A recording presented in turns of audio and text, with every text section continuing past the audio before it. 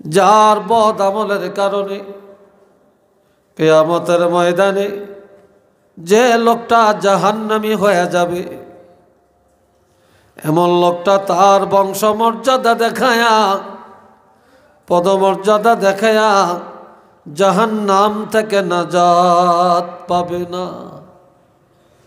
বংশের দাম আল্লাহর কাছে নাই, টাকার দাম আল্লাহর কাছে নাই, পদমর্যাদার দাম আল্লাহর কাছে নাই, বড় নেতা এটার দাম আল্লাহর কাছে নাই, বড় হুজুর এই কথার দাম আল্লাহর কাছে নাই, বড় ক্ষমতাবান এটার দাম আল্লাহর কাছে নাই।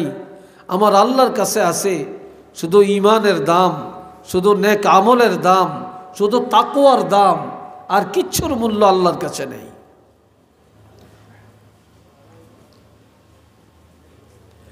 এ ভাইরা রে আমার, আল্লাহ হযরত কাতাদা ইবনে নুমান রাদিয়াল্লাহু উহুদের যুদ্ধের ময়দানে অংশগ্রহণ করছিলেন। উহুদে কিন্তু হঠাৎ করে তার একটা চক্ষু বের হয়ে গেছে। কাফেরদের তীরের আঘাতে চোখটা বের হয়ে গেছে। তো চোখ যে বের হয়ে গেছে, চোখের মধ্যে রগ আছে না, এই রগের মধ্যে এইভাবে ঝুলতেছে। হযরত কাতাদা ইবনে নুমান রাদিয়াল্লাহু জ্বলন্ত চক্ষু নিয়ে যুদ্ধ করেন, কিন্তু ব্যথা বেদনা বেড়ে যায়, অস্থির হয়ে যায়, যুদ্ধের ময়দানে টিকতে পারেন না। তখন তিনি চোখের মায়া আর করলেন না, টান দিয়া নিজের হাতে চক্ষুটাকে ছিঁড়ে ফেললেন, রগের থেকে ছিঁড়ে এইবার তিনি যুদ্ধ শুরু করলেন। রক্ত যাইতে যাইতে দুর্বল হয়ে গেলেন, ব্যথায় দাঁড়াতে পারেন না।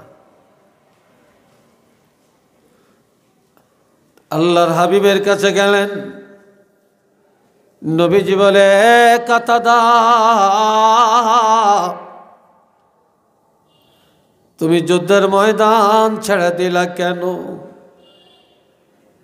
কইয়া রাসূলুল্লাহ, এই যে দেখেন আমার একটা চোখ বের হয়ে গেছে, আমি অস্থির, আমি যুদ্ধের ময়দানে থাকতে পারি না। নবীজি বললেন, কাতাদা তুমি বেহেশত চাও না চক্ষু চাও? তুমি কি বেহেশত চাও না চক্ষু চাও? হযরত কাতাদা রাদিয়াল্লাহু বলেন, ইয়া রাসূলুল্লাহ আমি বেহেশত চাই না, বেহেশত চাই না, আমি চাই আমার চোখটা যেন ভালো হয়ে যায়। সুবহানাল্লাহ বলবেন না? আর একটু আস্তে কর। আমার চোখটা যেন ভালো হয়। এত উঁচা চেয়ারে বসে কথা বলা যায় না, চেয়ার একটা সীমা রেখা থাকতে হয়। আল্লাহ, এ ভাইরা রে আমার, নবীজি বলে, সাহাবীরে দুনিয়ার মানুষ জান্নাতের পাগল, আর তুমি হলা চোখের পাগল। ঠিক না? তুমি চোখ চাও, এটার কারণ কি? মানুষ তো জান্নাতের পাগল। হযরত কাতাদা রাদিয়াল্লাহু বলে, ইয়া রাসূলুল্লাহ বেহেশত চাইলে পাওয়া যায় না, বেহেশত চাইলে পাওয়া যায় না, তবে কাজের বিনিময়ে, আমলের বিনিময়ে যখন আল্লাহ খুশি হয়ে যাবে, আল্লাহ যখন খুশি হয়ে যাবেন তখন আর জান্নাত চাওয়া লাগবে না, আল্লাহ খুশি হয়ে জান্নাত দিবেন। আমি আমার চোখ না থাকার কারণে আমি যুদ্ধে থাকতে পারি না, কাফেরদের সাথে মোকাবেলা করতে পারি না, যার জন্য আমি যুদ্ধের ময়দানে থাকতে পারি না। আর যদি আমার চক্ষুটা ভালো হইতো, আমি যুদ্ধ করতাম, আল্লাহ খুশি হইতেন, আমি জান্নাত পাইতাম। কিন্তু আমি আল্লাহর কাজ করতাম না, আমি মুনাজাত দিয়ে খালি বলবো, আল্লাহ বেহেশত দাও, বেহেশত দাও। আমার আমল নাই, চাইলে কি বেহেশত পাওয়া যাবে? চিল্লিয়া বলেন, পাওয়া যাবে? যাবে না। খুব খেয়াল করেন। আমার নবী কথাটা শুনে খুশি হলেন। এবার বললেন, রে কাতাদা,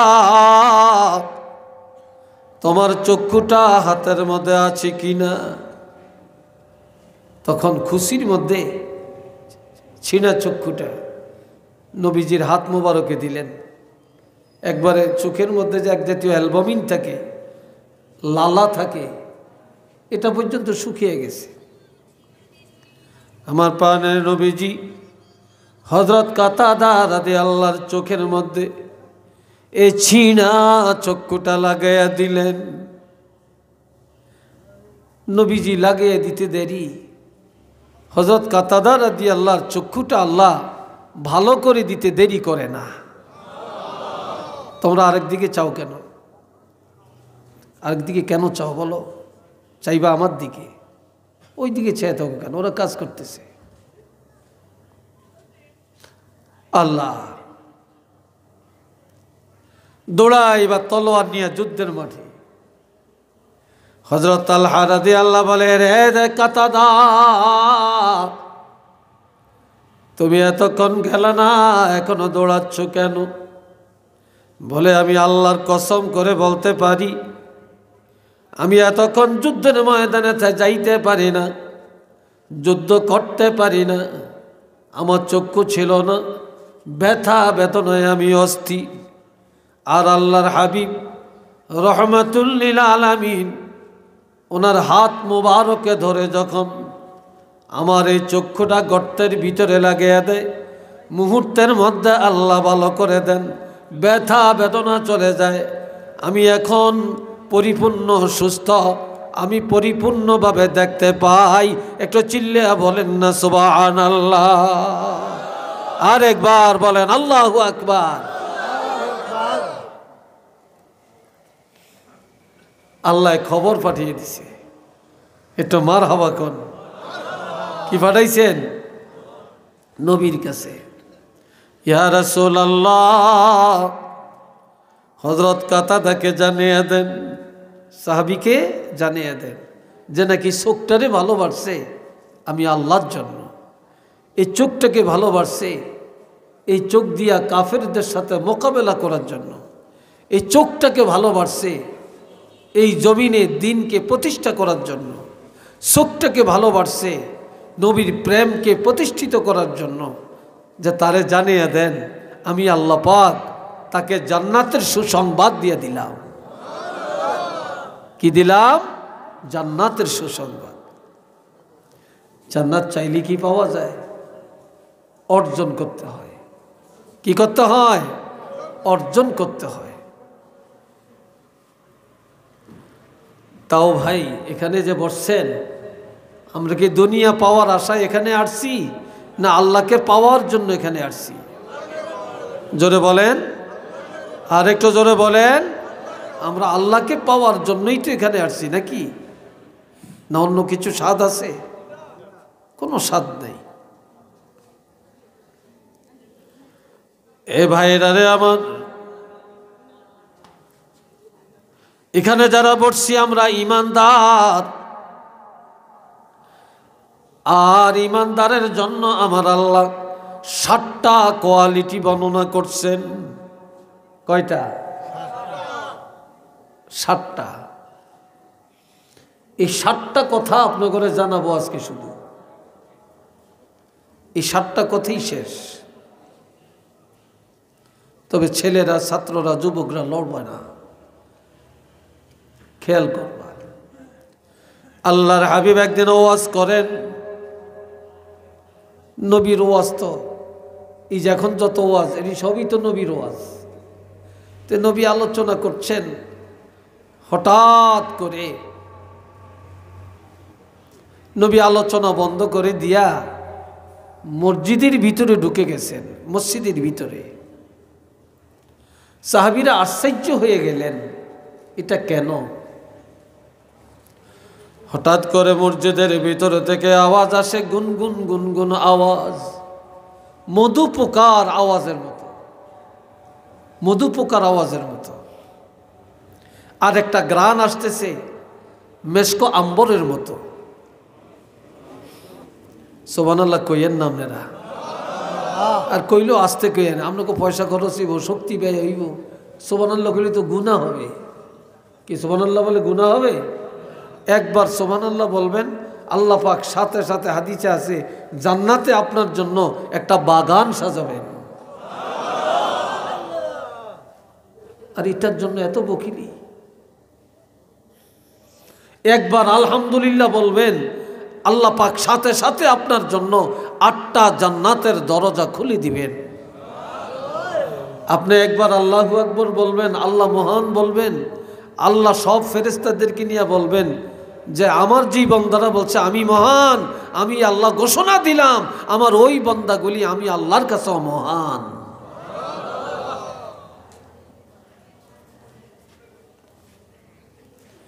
এ বাপজান আমার, নবীজি কিছুক্ষণ পরে আবার সাহাবীদের কাছে আসলেন। তবে নবী যখন মজলিস ত্যাগ করেন তখন নবী যে অবস্থা ছিল, এখন পুনরায় যখন আসছেন এখন নবীকে আরো উজ্জ্বল দেখা যায়, হাসি খুশি দেখা যায়। কি দেখা যায়? হাসি খুশি দেখা যায়। সাহাবীরা বললেন, ইয়া রাসূলুল্লাহ, এত মর্মস্পর্শী আলোচনা শুনলাম, হঠাৎ আলোচনা বন্ধ করে আপনি মসজিদে গেলেন কেন? আর মধু পোকার আওয়াজের মতো আওয়াজটা পাইলাম, এটা কি? আর একটা সুগ্রাণ পাইলাম, এটা কিসের গ্রাণ? নবীজি বলেন, সাহাবীরা রে, আমি যা দেখি তোমরা তা দেখো না। আমি যখন আলোচনার মধ্যে ছিলাম এ সময় নজর করে দেখি হযরত জিবরাইল আলাইহিস সালাম 70,000 রহমতের ফেরেশতা নিয়ে আমার কাছে আসছে। কত হাজার? 70,000। আমি ফেরেশতা দেখে আমি আর এখানে থাকি না, ফেরেশতা দেখে আমি মসজিদে চলে গেলাম না। এ ভাইরা রে আমার, এই সময় এই দুগা ছেলে উঠছে গেলে জিজ্ঞাসা, আর কতরি আছে হুদাও কি করে, এটা বুঝায়, ফ্যান্ড আউট করে বুঝায়, হুজুরে দেখায় যে আমার ফোন আইছে, আসলে মৃত্যু খাবিস।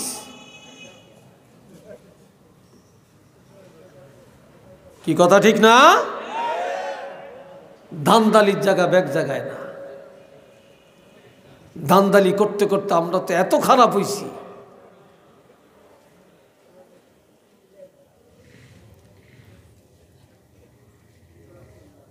এবার বলতেছেন, এইমাত্র জিবরাইল আমিন আল্লাহর কোরআনের সূরা মুমিনুনের 10টি আয়াত আমাকে একসাথে তেলাওয়াত করে শোনালেন। আর এই 70,000 ফেরেশতারা এই 10টা আয়াত নিয়ে আসলেন। তোমরা তো যখন শুনেছ গুনগুন আওয়াজ, জিবরাইল আমিন কোরআন তেলাওয়াত করলেন, আর ফেরেশতারা মারহাবা বললেন। এই আওয়াজটা তোমরা মধু পোকার আওয়াজের মতো শুনতে পেয়েছ, একটু চিল্লিয়ে বলেন না মারহাবা।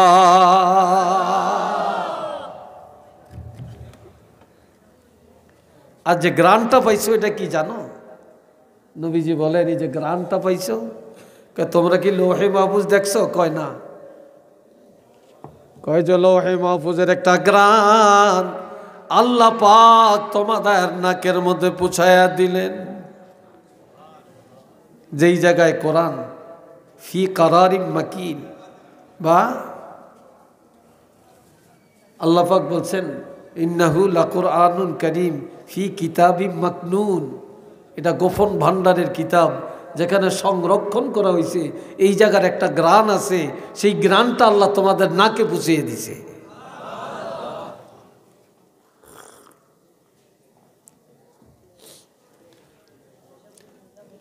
এখন এই সূরার এই 10টি আয়াতের মধ্যে ঈমানদারের 7টা গুণ আল্লাহ বর্ণনা করছে। জোরে বলেন কয়টা? আরো জোরে বলেন কয়টা? এইটারা কয় না। আপনারা কি স্ট্রাইক করছেন নাকি, না নিয়ত করছেন কোনো কথা কইতেন না? জোরে বলেন কয়টা? 7টা। খেয়াল করবেন এই 7টা কি। এই সাথে আমার নবী আরো বলেন, এই 70,000 ফেরেশতা একটা ঘোষণা দিয়া গেলেন। এই মাত্র ঘোষণা দিয়া গেছে কি? এই নবীর উম্মতেরা ভাগ্যবান, এই নবীর উম্মতেরা ভাগ্যবান যেই নবীর উপরে আল্লাহ নাজিল করেছেন 30 পারা কোরআন। ফেরেশতারা 70,000 ফেরেশতা একসাথে বলতেছে এই নবীর উম্মতেরা ভাগ্যবান যেই নবীর আল্লাহ দিয়েছেন 30 পারা কোরআন। তো ফেরেশতার এই ঘোষণা, এটা কি কোনো রদবদল হবে? এটা কি বাজে ঘোষণা নাকি? আমগো নবীর উম্মতেরা সবচেয়ে ভাগ্যবান না? জোরে বলেন ভাগ্যবান না? সবচেয়ে ভাগ্যবান। এখন আল্লাহ ঘোষণা দেন, নবী একটা একটা করে শুনান। বিসমিল্লাহির রহমানির রহিম।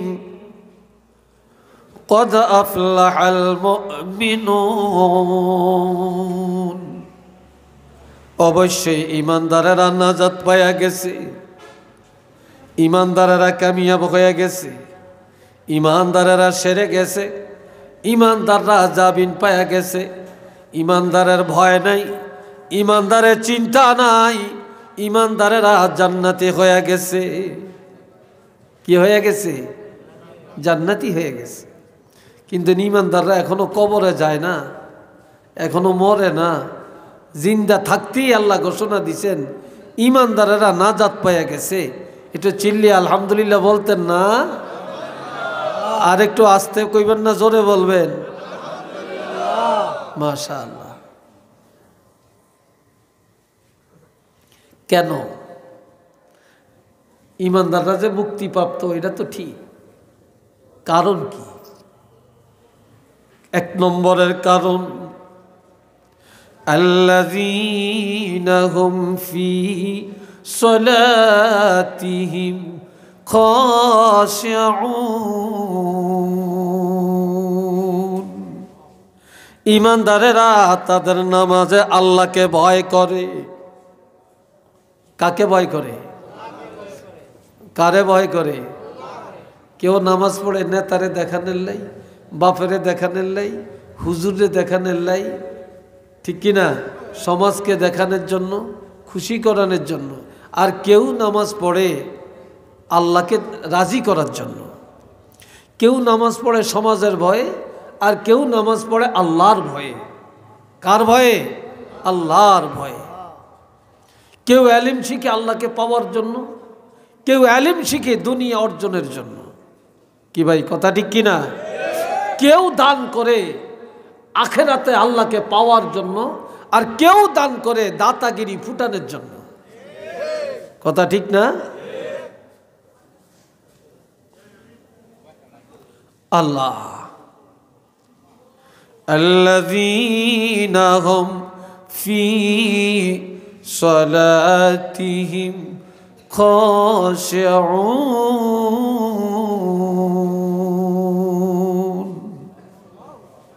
ইমানদারেরা তাদের নামাজে আল্লাহকে ভয় করে, ধৈর্যের সাথে নামাজ পড়ে, একাগ্রতার সাথে নামাজ পড়ে, ভয়ভীতির সাথে নামাজ পড়ে, এক মনে নামাজ পড়ে।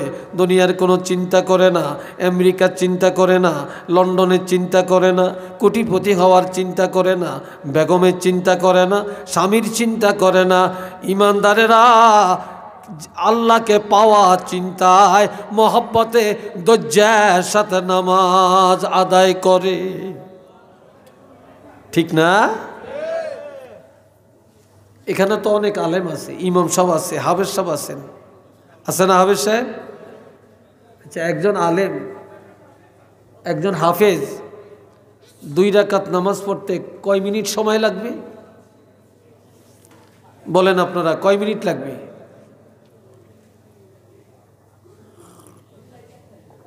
হ্যাঁ, 5 মিনিট লাগবে। কার লাগবে 5 মিনিট? যেতে কোরআন জানে, যেতে হাফেজ। হাফেজ সাহেব এত ভালো পড়তে পারে, এত ঘন পড়তে পারে, এরপর হাফেজ সাহেবের 5 মিনিট লাগবে, বা যিনি আলেম ওনার 5 মিনিট লাগবে। কিন্তু যে কোরআন জানেই না, মাদ্রাসায় পড়েই না, সূরা ফাতিহা বললে 32,000 ভুল হয়, হেইতে মাশাল্লাহ 2 মিনিটে 10 রাকাত পড়িয়া নেয়। কিরে ভাই, কথা ঠিক না? মনে হয়তো না এইটা আন্তর্জাতিক বড় হাফেজ। ঠিক না?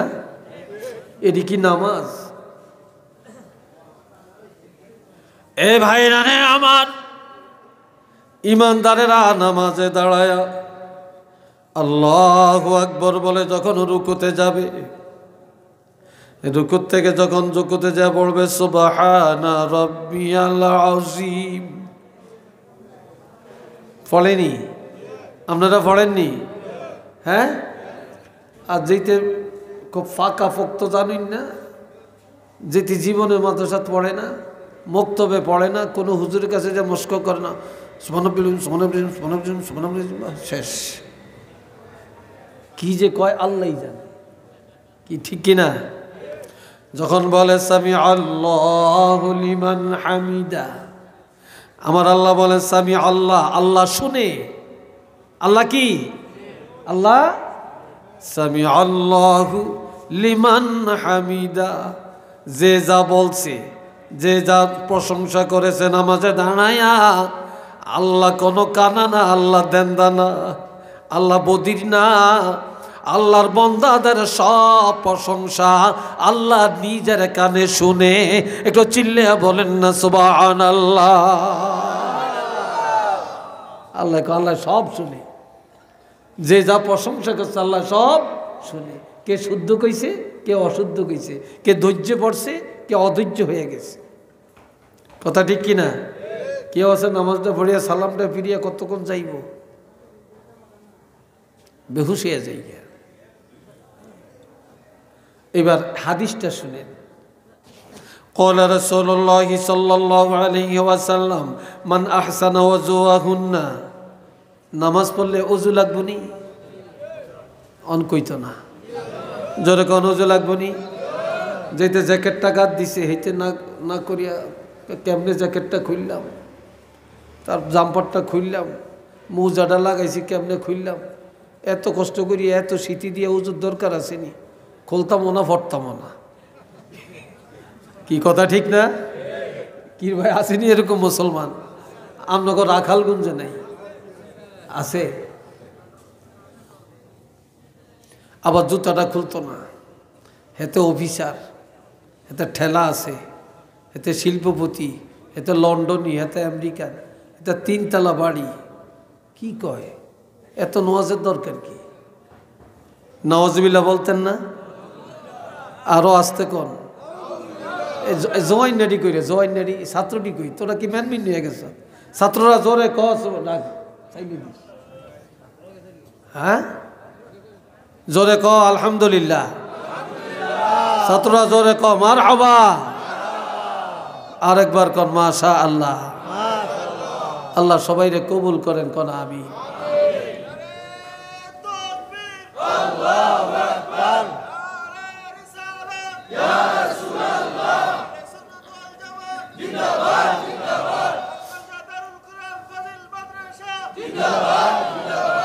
এইবার একটু গরম হয়েছে, আল্লাহ আপনারে বাসাক, আল্লাহ হায়াত দেখ, কন্যা আমি। এরম থাউন লাগে, ঠিক না? আল্লাহ মনে বেজার হয়েছে, তকবির দেওয়ানে না খুশি হয়েছে? শয়তানে বেজার হয়েছে। কে বেজার হয়েছে? শয়তান। কোন শয়তান? এই তকবীরের লগে জিন শয়তান কোনো কাছে নেই, এই রাখাল মুঞ্জে নাই, কিন্তু মানুষ শয়তান রে ভাই। এই মাহফিলও আছে, আশেপাশেও আছে, গড়ও আছে, ও আছে শুনতে আছে, এই রাখাল মুঞ্জে অভাব নাই। কিন্তু মানুষ শয়তান রে যদি আমরা আগুন জ্বালান যাইতো না। কোরআন শরীফ যদি তাবিজ বানাইয়া গলা ঝুলাইয়া দেন, এরপরেও এই রাখালগুঞ্জের তেন তাড়াইতেন পারতেন না। এইতে ব্যাগ জাগাত বেজাল লাগাই দেন ওস্তাদ। কি কথা ঠিক কিনা কন? মানুষ শয়তান তাড়াইতে পারবেন না।